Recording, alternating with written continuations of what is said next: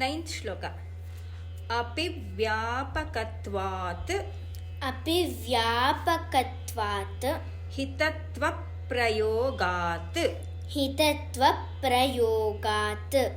ಸ್ವತಃ ಸಿದ್ಧಭಾವಾತ್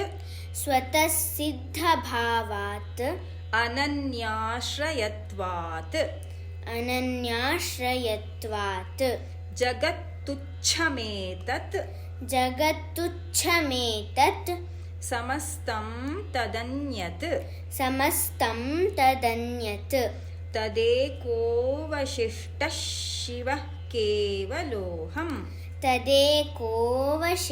ಶಿವಃ ಕೇವಲೋಹಂ. With tune. ಅಪಿವ್ಯಾಪಕತ್ವಾತ್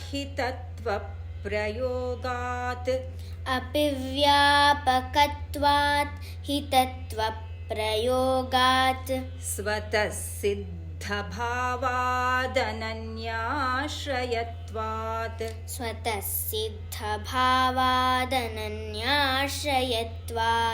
ಜಗತ್ತುಚ್ಛಮೇತತ್ ಸಮಸ್ತಂ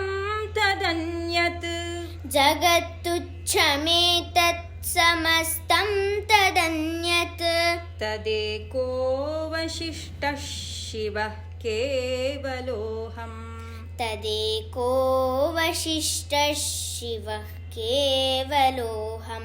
full ಶ್ಲೋಕ.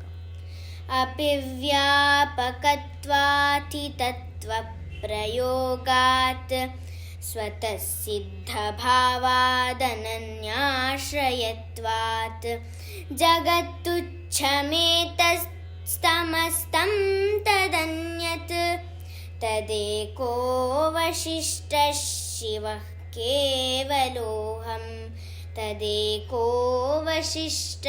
ಶಿವಃ ಕೇವಲೋಹಂ.